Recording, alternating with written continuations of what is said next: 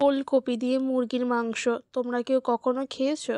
চলো তাহলে আজ আমি তোমাদের সাথে রেসিপিটা শেয়ার করি কিভাবে ওলকপি দিয়ে মুরগির মাংস বানায়। এদিকে মাংসটা ভালো করে ধুয়ে পেঁয়াজ তেল মাখিয়ে রাখা আছে, লেবুর রস বা টক দইও মাখিয়ে রাখা যেতে পারে, লেবুর রসটাই দেওয়া হয়েছিল আমাদের। তারপর আর কি, কড়াইয়ের মধ্যে তেল দিয়ে তেলের মধ্যে গোটা গরম মশলা তেজপাতা ফোড়নে দিয়ে পরিমাণ মতো পেঁয়াজ দিয়ে এদিকে পেস্ট দিয়ে দিতে হবে, যেটা থাকে আদা রসুন ধনে জিরে পেঁয়াজ টমেটো কাঁচা লঙ্কা সমস্ত কিছুর পেস্টটা দিয়ে দেওয়া হয়েছে। এটাকে এখন ভালো করে একটু কষিয়ে নিতে হবে। আর এইখানে কড়াইটি একটু পোড়া দেখা যাচ্ছে, আমি আবারও বলে দিচ্ছি এর আগে কিন্তু আরেকটা তরকারি রান্না হয়ে গেছে, ওই কারণেই কিন্তু কড়াইটা পুড়ে গেছে। তো যাই হোক, এদিকে রান্নাবান্না চলছে আর এখন ভালো করে মশলাটা সময় নিয়ে কষিয়ে নিতে হবে, কষতে হবে। তো এর আগের একটা ভিডিওতে তোমরা দেখেছো যে যেখানে আমি ঝটপট করে রান্না করতে পছন্দ করি, সেখানে আমার শাশুড়ি মা কিন্তু ধৈর্য নিয়ে সময় নিয়ে কষিয়ে কষিয়ে রান্না করতেই পছন্দ করে।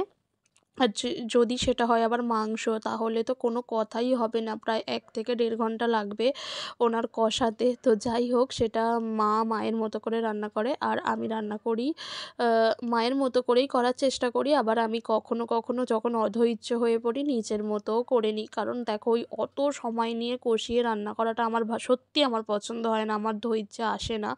মনে হয় রান্নার পিছনে কেন আমি এত সময় দেব। আর মা আবার পছন্দ করে যে যত কষিয়ে রসিয়ে রান্না হবে ততই কিন্তু রান্না সুন্দর হবে। যাই হোক, ভালো করে মশলাটা কষানো হয়ে যাবার পর এখানে ওই ম্যারিনেট করে রাখা মাংসটা দিয়ে দেওয়া হলো, দিয়ে এখনও আবারও বেশ কিছুক্ষণ ভালো করে কষানো হচ্ছে। মানে আমাদের প্রায় ৪০ থেকে ৫০ মিনিট মাংসই কষানো চলে। যখন মাংসটা অনেক সিদ্ধ হয়ে যায় তারপরে কিন্তু আলুটা দেওয়া হয়। আলুটা দেওয়ার পর আবারও ৩০-৪০ মিনিট কষানো হয়, কারণ একটা আলু সিদ্ধও তো হওয়ার প্রয়োজন আছে। তো প্রায় বলতে গেলে মাংসটা ১ থেকে ১.৫ ঘন্টা আমাদের কষানোই হচ্ছে, আর কি করা যাবে, এরকমভাবেই হয়। তো এখানে পিস পিস করে কেটে রাখা ওলকপি আর আলুটা দিয়ে দেওয়া হলো। আলু কিন্তু আমাদের বাড়িতে ভেজে দেওয়া হয় না। এবার বলি ওলকপিটা কেন দেওয়া হলো, যেহেতু এখন অল্প অল্প ঠান্ডা পড়ে গেছে। আর ওলকপিটা বাবা খেতে চেয়েছিল যে মাংসের মধ্যে ওলকপি, প্রথমে কিন্তু ও বলল যে না দিতে হবে না, ভালো লাগবে না। তো বাবা আর কিছু কথা বলল না, চুপচাপ হয়ে গেল। তারপরে ও ভেবে দেখলো যে নিশ্চয়ই বাবার খেতে ইচ্ছা করেছে তাই বাবা বলেছে। তাই ও বাবার কথা রাখতে শেষে বলল না, বাবা যখন বলেছে তাহলে ওলকপিটা দিয়েই দাও। তো এই রকমভাবেই কিন্তু ওলকপিটা দেওয়া হয়েছে।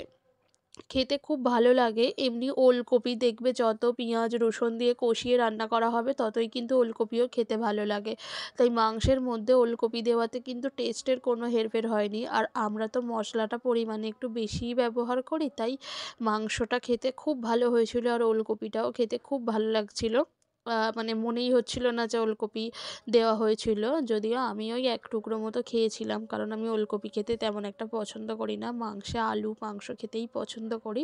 তো এখানে ঝোলটা একদম ফুটছে টকবক টকবক করে। যাই হোক, ঝোলটা ফুটে গেলেই তারপরে একটু গরম মশলা মিশিয়ে নামিয়ে নেব। আর মাংসের ঝোলটা খেতে খুব ভালো হয়েছিল, লাল লাল মুরগির মাংসের ঝোল। এমনিই মাংস খেতে আমি ভয়ঙ্কর রকম পছন্দ করি, তারপর আবার এরকম গরম গরম মুরগির মাংসের ঝোল খুব টেস্টি হয়েছিল।